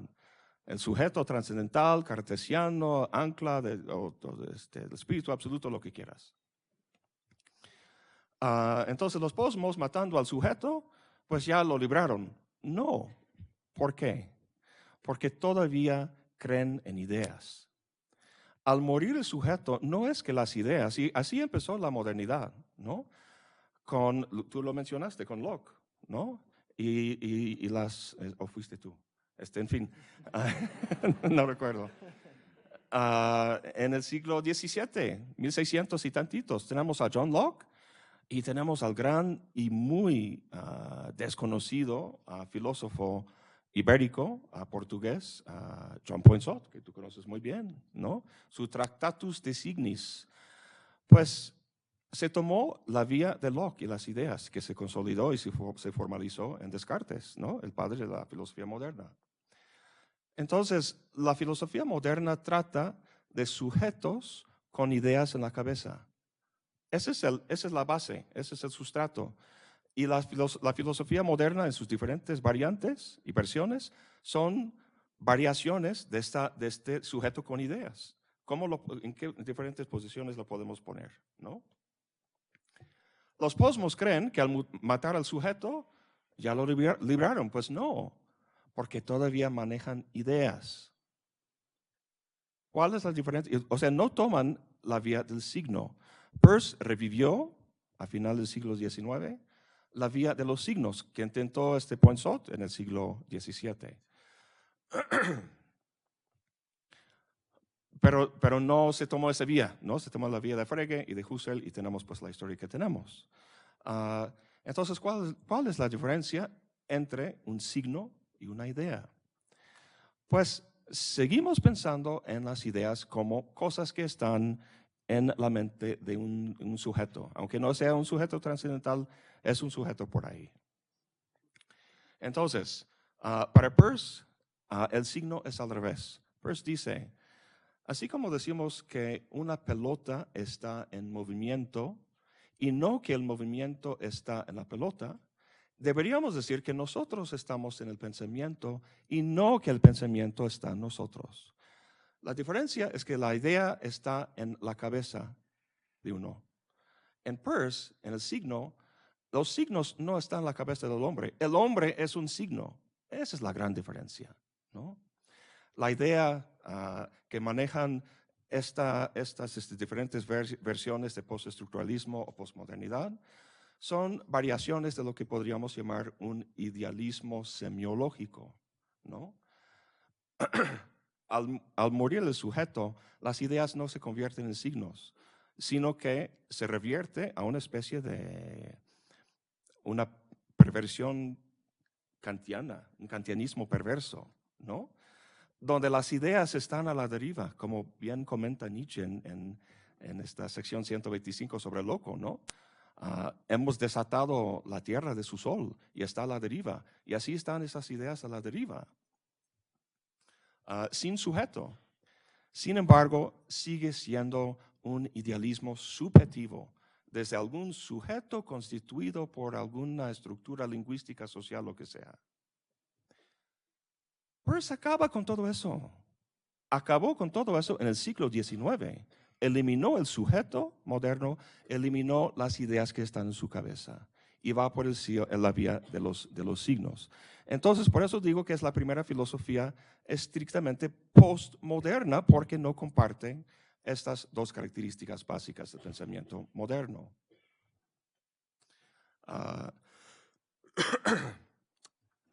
Entonces, otro tema y algo que Mauricio ha sacado mucho provecho de Peirce es la cuestión icónica de los signos. Peirce entendía el razonamiento, debido a su forma de entender el hombre como un signo, rompe con muchas versiones que reconoceríamos hoy en día como semiológicas, incluso la forma simbólica con la que Frege trataba de representar a la lógica, al decir que el razonamiento humano, la forma en que pensamos, es diagramático, utiliza íconos, no solamente símbolos, ¿no? Nosotros pensamos en el pensamiento en términos simbólicos, eso es lo que nos distingue de los animales. Podemos utilizar símbolos, ¿no? Bueno, Peirce dice que no se puede distinguir entre el mundo real y un mundo de total fantasía por descripción general alguna. Fíjense, es algo muy interesante. No se puede distinguir entre el mundo real y un mundo de total fantasía utilizando únicamente símbolos, utilizando descripciones generales simbólicas. Necesitamos índices que indican, necesitamos íconos. esas cualidades que, bueno, esta naturaleza triádica, semiótica, esa es otra diferencia entre la semiología de Saussure, es diádica, y la de Peirce es triádica, involucra tres elementos necesariamente. Eso es lo que hace que el análisis de Peirce no pierde contacto con la dimensión ontológica. Podríamos entender perfectamente bien un análisis semiótico desde un punto de vista fenomenológico de esta descripción, pero no se encierra por eso en Peirce en un solipsismo. Lo que le salva y lo que conecta su fenomenología con la ontología es su uso de índices y especialmente íconos. Entonces, dedico todo un capítulo aquí de su razonamiento diagramático. Entonces, el proceso de pensar es un proceso de hacer experimentos. Dice Peirce que cuando tenemos que hacer una abducción, ¿qué es lo que hace que nuestra capacidad de adivinar la respuesta correcta, o sea, no sea una mera adivinanza? Pues, para hacer más eficiente el proceso de pensamiento, dice Peirce que podemos hacer diagramas. Un diagrama es un tipo de ícono. Un ícono es algo que señala o está relacionado con su objeto por su semejanza, ¿no? Entonces, un retrato es un ícono. Cuando ustedes me ven en la pantalla, en la Fonda Filosófica, eso es un ícono de mi persona. Otros íconos son diagramáticos, como un mapa. Un mapa es un diagrama de la ciudad real. Muestra las relaciones indexicales principales en el fenómeno con lo que estás haciendo aquí en el diagrama. Y el último es una metáfora. Lo que le interesa a Peirce son los diagramas. Entonces, tenemos un problema, tenemos una situación que no entendemos. ¿Cómo lo pensamos? ¿Cómo lo tratamos? Hay que hacer un diagrama, hay que diagramatizar, esquematizar, utilizando un lapicero, una hoja, o lo puedes hacer en la mente, depende de qué tan complicado es. A Peirce le gusta utilizar los ejemplos de la geometría de Euclides. El famoso teorema de Pitágoras, por ejemplo. ¿Cómo podemos mostrar que el teorema de Pitágoras es verdadero? Hacemos un diagrama de los elementos que están por la ecuación, el lado de la ecuación, a al cuadrado más b al cuadrado es igual a c al cuadrado. Y hacemos un diagrama de esas, lo tengo aquí en el libro, lo pueden ver. Y luego hacemos un experimento en mover las piezas y a ver en qué combinaciones las piezas pueden ponerse. Y en este proceso, la verdad de la ecuación se muestra no simbólicamente, sino observacionalmente, o sea, como es algo que uno ve con los ojos y dice, ajá, ese es el ajá de los experimentos. Entonces,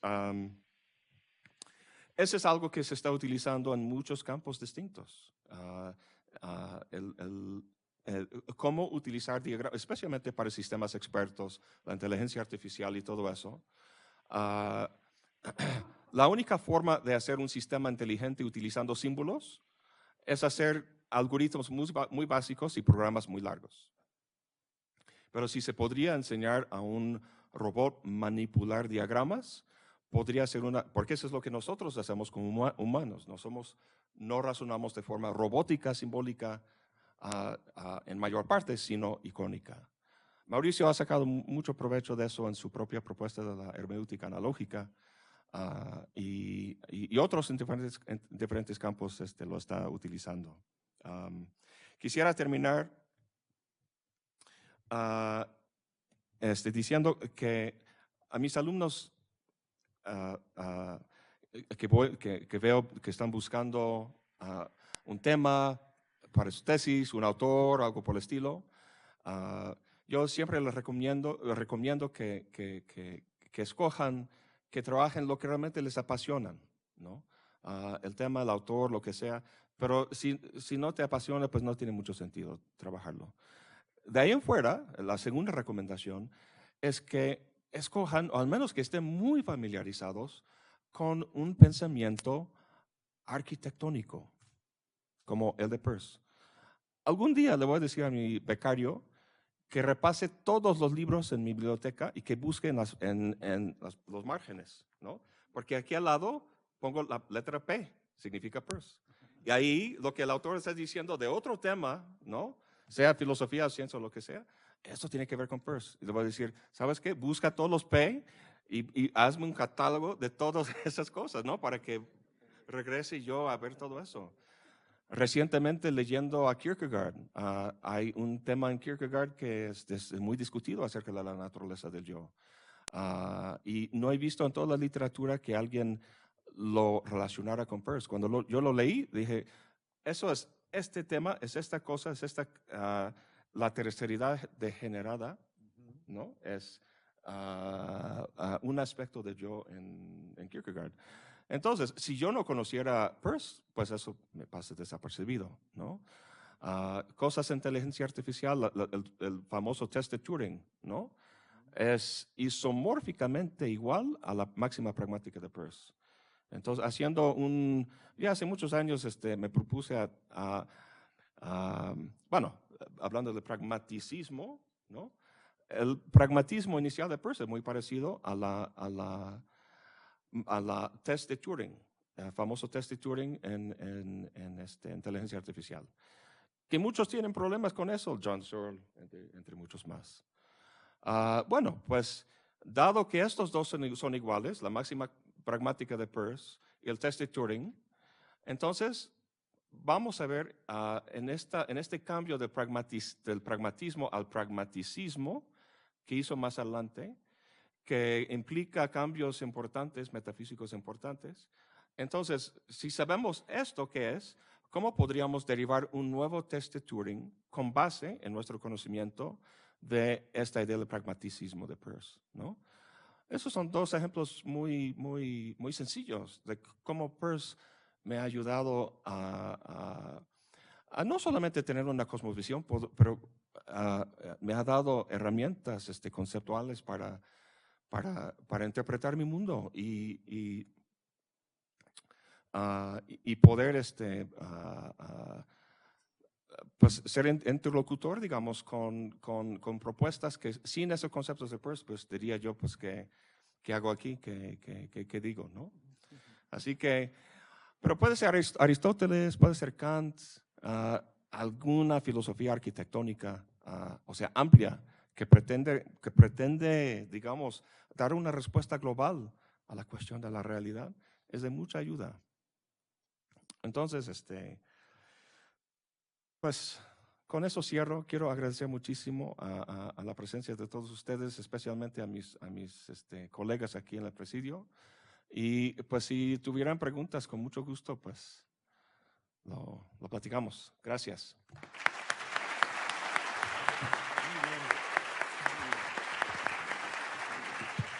Muchas gracias al doctor Darín. Bueno, antes de pasar, tenemos tiempo para algunas preguntas que quieran realizar.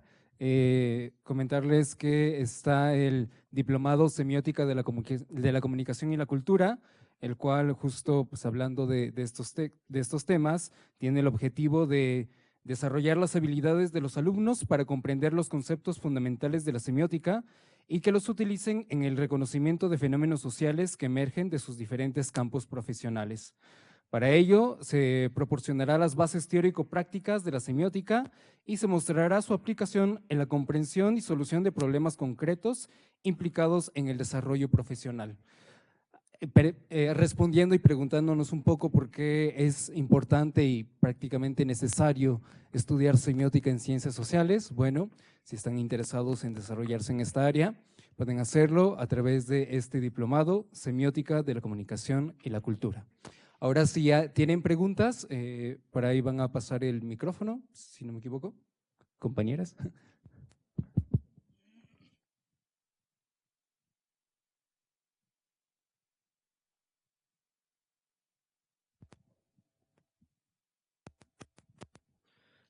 Hola. O sea, disculpe ignorancia, la verdad no desconozco bastante de Peirce, pero para adentrarme bien dentro de su cosmovisión, quisiera hacer una pregunta acerca de cómo parte él acerca del análisis de precisamente esta parte donde se disocia, bueno, donde acabamos de aclarar que se disocia la modernidad con los posmos, la cuestión de las ideas. Si lo analiza a partir de una reflexión primitiva, re- bueno, autorreflexiva de cómo percibimos, de cómo nace, cómo se constituyen las ideas, o si parte de una inserción dentro de un mundo inteligible, inclusive social, con otros individuos, o sea, cómo constituye esta concepción Peirce, cómo la analiza, y cómo, bueno, cómo parte o tal vez en algún momento regresa. Sí, es porque, bueno, creo que es una de las partes que añaden más completitud a una concepción de las ideas. Gracias. Ah,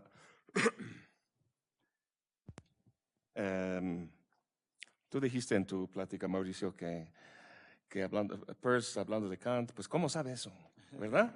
Y yo siempre he pensado cuando leo un gran filósofo como Kant, por ejemplo, ¿no? Y toda esa maravillosa estructura de la mente,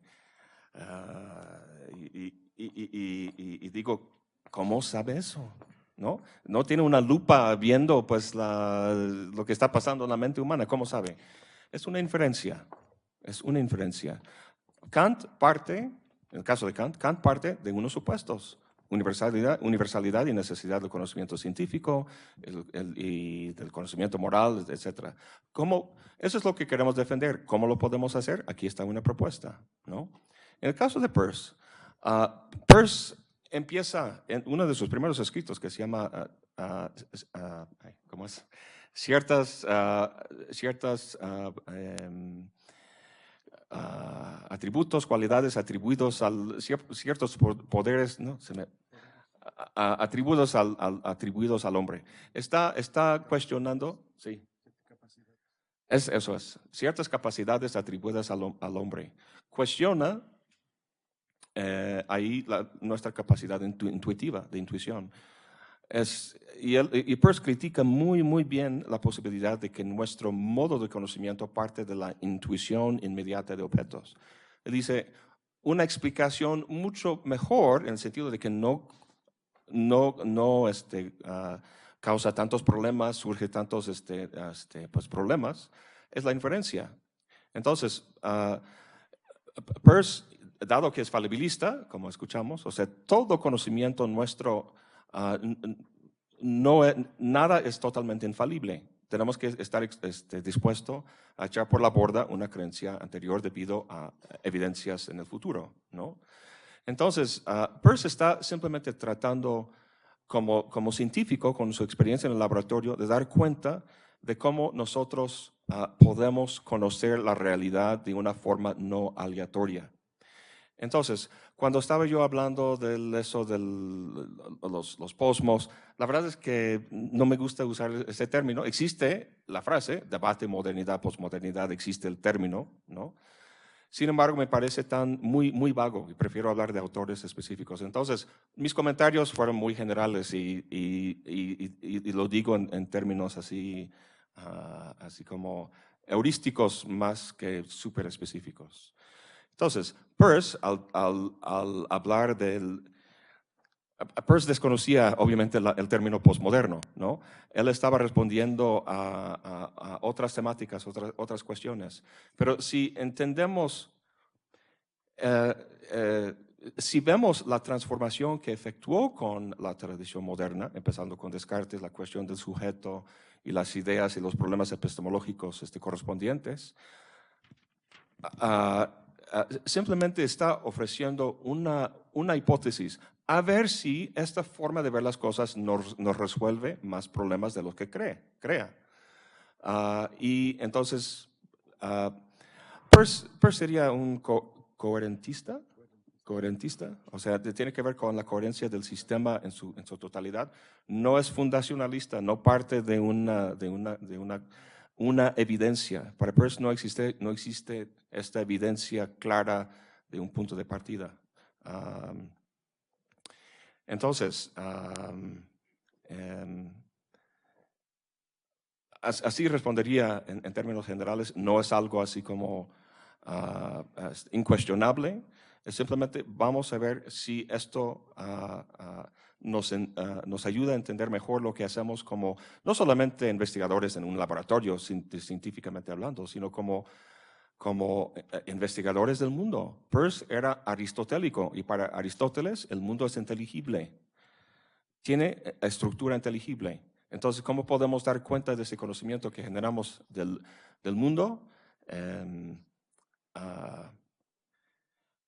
Pues muchas propuestas así llamadas postmodernas a mí no me ayudan a entender eso, y Peirce sí. Entonces, hay que seguirle hasta que alguna evidencia futuro pues nos hace cuestionar algunas ideas de Peirce y a lo mejor los tenemos que cambiar. Peirce mismo cambió muchas ideas suyas sobre la marcha. Algunas cosas estaba totalmente y siempre en contra. El nominalismo, por ejemplo, era totalmente antinominalista. Y con eso que mencionas, Mauricio, del nuevo realismo, es que hay dos tipos de realismo en filosofía. Tenemos que siempre distinguir entre el debate entre el realismo y el nominalismo. Eso tiene que ver con la realidad de los universales. Y luego el realismo y idealismo, que es una propuesta acerca de pues, más metafísica ontológica, donde Hegel sería idealista y Locke o Hume sería más realista. Pero el problema con esos realistas es que simplemente están regresando, el péndulo está regresando al mismo lugar donde estaba antes, de una forma, me parece un poco ingenua, sin, al menos hegelianamente, dialécticamente, llegando a tratando de incorporar esas ideas de Peirce, por ejemplo, en una posición dialécticamente superior y más avanzado, no sé. Bueno, ya estoy empezando a dar vueltas, así que me callo. Si hay alguna pregunta más, espero haya respondido bien a la pregunta. Perdón. Nada más, también para complementar un poco, Otto Appel, cuando está estudiando la obra de Peirce, él hace una crítica muy precisa frente a la filosofía posmoderna y él utiliza el término de contradicción performativa para referirse a un punto cuestionable de la filosofía posmoderna. Es decir, lo que está pensando Otto Appel junto con Peirce, o más bien derivando su razonamiento de lo que planteó Peirce, es que una filosofía posmoderna, al cuestionar la misma idea de racionalidad, utiliza argumentos para justificar el por qué es cuestionable la idea de racionalidad. Esa noción de contradicción performativa vuelve insostenible muchos de los cuestionamientos posmodernos y entonces vuelve más confuso precisamente ese proceso de conocimiento que estábamos tratando de indagar. Lo que sostendría la semiótica pragmática, siguiendo a Peirce y siguiendo a Morris, lo que tratarían de sostener es que más que pensar en términos idealistas como una estructura interna llamada mente que conoce, lo que hay es más bien un sistema de lenguaje como ámbito común compartido, o lo que llamaría Umberto Eco, una teoría de códigos, un sistema de códigos que nos permite mediar entre diferentes niveles de pensamiento y que condiciona la posibilidad de un pensamiento.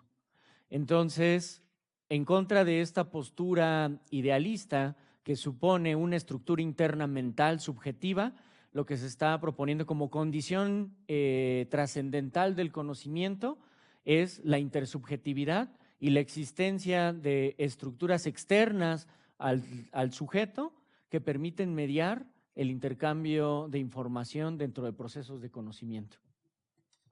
Lo cual es muy hegeliano. Peirce fue muy hegeliano, sin embargo no lo reconoce, así como ese es un defecto de oficio de los filósofos, no sé, pero en fin. Buenas tardes. La pregunta, son 3 preguntas realmente, las voy a tratar de que no queden tan abiertas. Si el proceso de duda-creencia construye el conocimiento y esto a partir de esto se generan estructuras, ¿cómo evitar que los modelos de análisis semiótico se vuelvan en sí mismos positivistas, dado que pues muchas veces es lo que termina ocurriendo? Cuando hacemos una tesis sobre semiótica, se nos pide organizar un objeto de la realidad que termina siendo analizado precisamente a partir de categorías previamente organizadas. Es decir, no las organizamos nosotros, sino se nos manejan estándares que buscamos de alguna manera replicar. Esa es la primera pregunta. La segunda pregunta tendría que ver con el proceso de signo, significación, y este proceso al que Dilthey iba a llamar individuación, que es el proceso ya de integración del signo, por así decirlo, aunque Dilthey no lo maneja tal cual, sino él únicamente habla de los significados y del proceso que se integra ya dentro del individuo al momento de que comprende el significado de las cosas. ¿Cómo es que opera o cómo es que este operaría precisamente en contraste con los modelos previamente establecidos que se relaciona con la pregunta anterior? Y el último es, esto tiene un poco más que ver con lo que yo estoy trabajando. Yo estoy trabajando ahorita una investigación que tiene que ver con la imagen.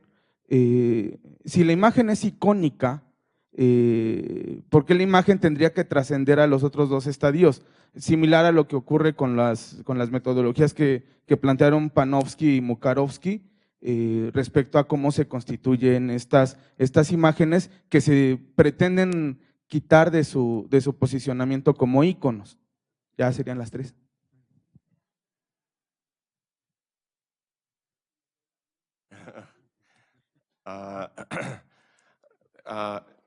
Voy a responder la primera y la tercera, y voy a depender de mi colega Julio, porque esa es su especialidad. Tú mismo comentaste algo acerca pues vemos estas diferentes propuestas semióticas y pues qué criterio utilizamos para distinguir entre esta y la otra y qué. Pues es por eso que Peirce empieza su filosofía. Su filosofía, no le va a extrañar a Mauricio, está relacionado en tres divisiones. Empieza con fenomenología.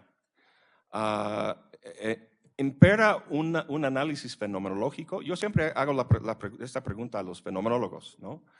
Que todavía no lo tengo muy claro, pero en Peirce la fenomenología es propedéutico. En la fenomenología de la larga tradición que tenemos desde Husserl, la fenomenología es algo de hacer de todos los días, es pan de todos los días. Entonces, para Peirce, la idea de la fenomenología era de buscar esas cosas, cualidades, lo que fueran, que se presentan en cualquier fenómeno, en cualquier experiencia. Y mi idea es que eso fue también la idea de Husserl, de buscar las estructuras básicas de la conciencia, pero nunca he encontrado en la larga tradición fenomenológica una lista de las estructuras básicas de la conciencia. ¿Tú? No sé. Vaya. En fin, para Peirce son esas categorías de relación. Lo que distingue su esquema categorial de Aristóteles y Kant es que Aristóteles y Kant manejaban la cuestión de sustancia. En Peirce, sustancia desaparece y se trata de relaciones.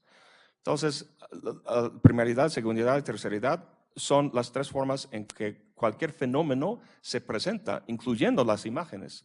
Entonces, los íconos no están desprovistos de cualidades, o sea, especialmente para que nos percatemos y experimentemos los íconos. Tiene que constar de aspectos indexicales y simbólicos.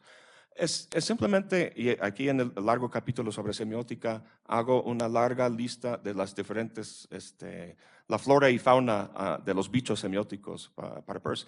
Y en algunos se resaltan el aspecto icónico, en otros no. Entonces, el criterio que utiliza Peirce es su análisis fenomenológico, que tiene una derivación la derivación de las categorías que tiene una derivación tanto lógica como fenomenológica. Y eso es su timón, ¿no? Y eso es lo que está a la base de su propuesta semiótica y su estructura. Pero incluso esto, para Peirce, técnicamente es falible. Entonces, las categorías son nuestro punto de partida, es nuestra forma de estructurar nuestra experiencia de la realidad. Peirce dice, si encuentras un hombre científico que pretende arreglársela sin metafísica alguna, o sea, sin filosofía o fenomenología o metafísica alguna en sentido profundo, entonces has encontrado uno cuyas doctrinas están viciadas con la metafísica cruda y crítica con la que están repletas. Esto es muy importante. ¿Cómo vamos a proceder en nuestra reflexión sobre el mundo? Pues nuestra base categorial metafísico es muy importante. No vemos las cosas simple y sencillamente, vemos las cosas como. Y es importante que tengamos el cómo bien estructurado, lógicamente. No sé si quisieras agregar algo a eso. Sí, varias cosas, pero las voy a enumerar para no hacer tan larga la respuesta. Cuando hablamos de modelo, estamos hablando en algún nivel del proceso de conocimiento, estamos hablando de un diagrama, ¿sí? Donde estamos presuponiendo una relación diádica. Hay una serie de elementos lógico-estructurales que constituyen la noción de modelo. ¿Cómo evitamos que cuando un modelo lo aplicamos para estudiar un fenómeno específico no caigamos en un positivismo?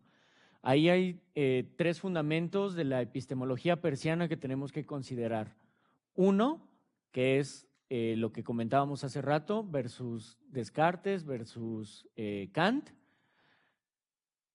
Eliminar como fundamentos del conocimiento o como condición de posibilidad del conocimiento, la existencia del objeto en sí, y como fundamento de conocimiento también eliminar la idea del objeto como resultado empírico, como resultado solamente de la experiencia, ¿sí?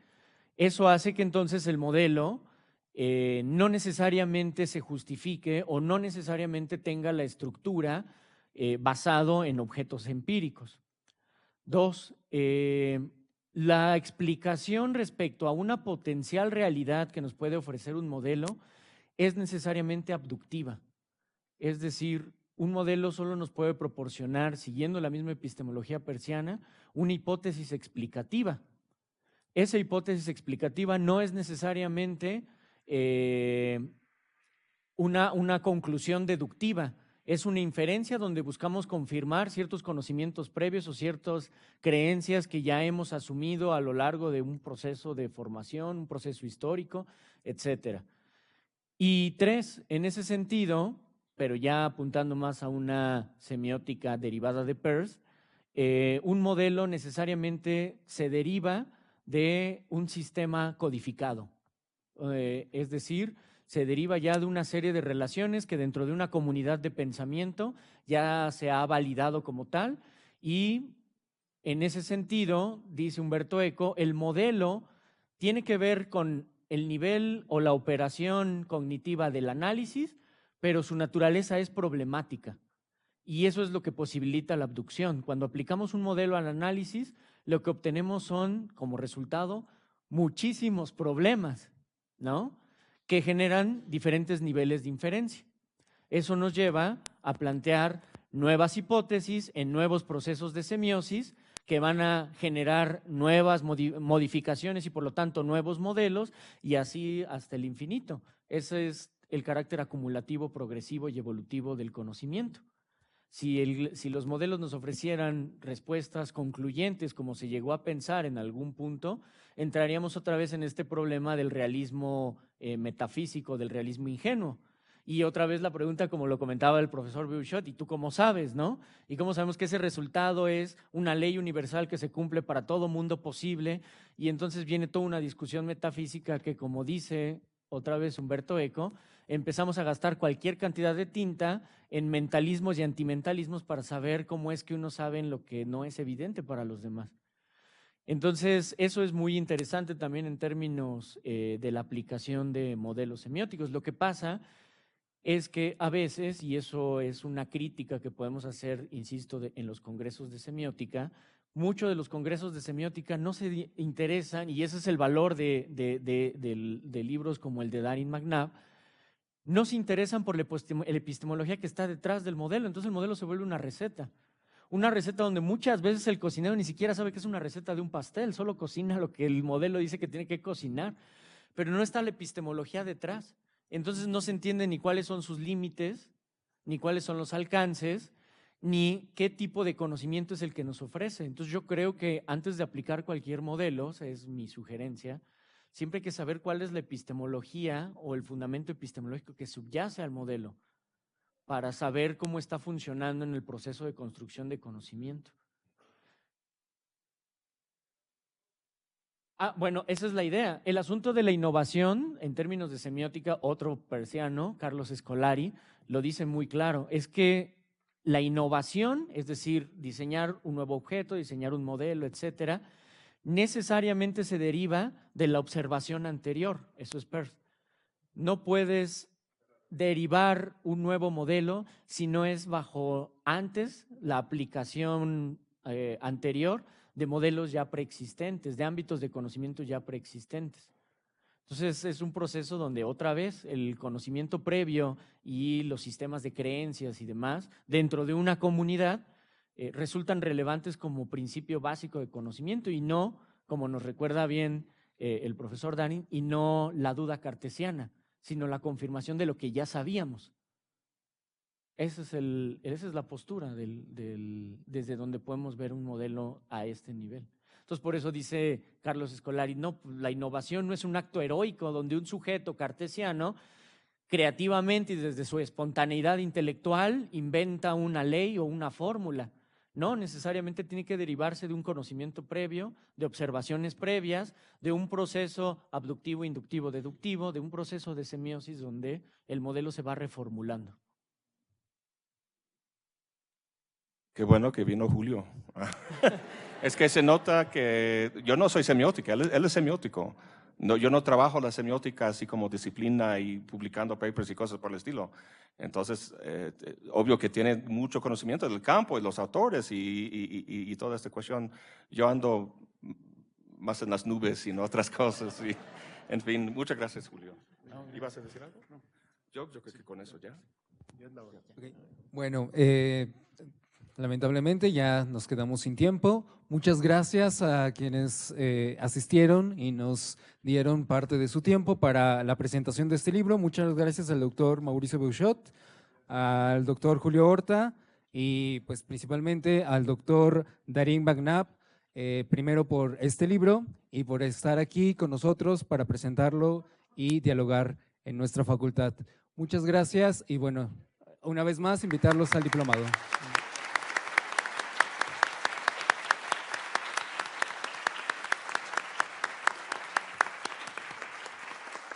Si ya traes el libro, con mucho gusto te lo firmo allá afuera, y si no, pues hay una mesa de ventas de libros si les interesa. Así que ahorita nos vemos allá afuera. Muy bien, me encantó, salió muy bien. Sí, qué cosa. Fíjate, fue insuficiente. Sí. ¿Se llenó? Se llenó y hasta había gente. Y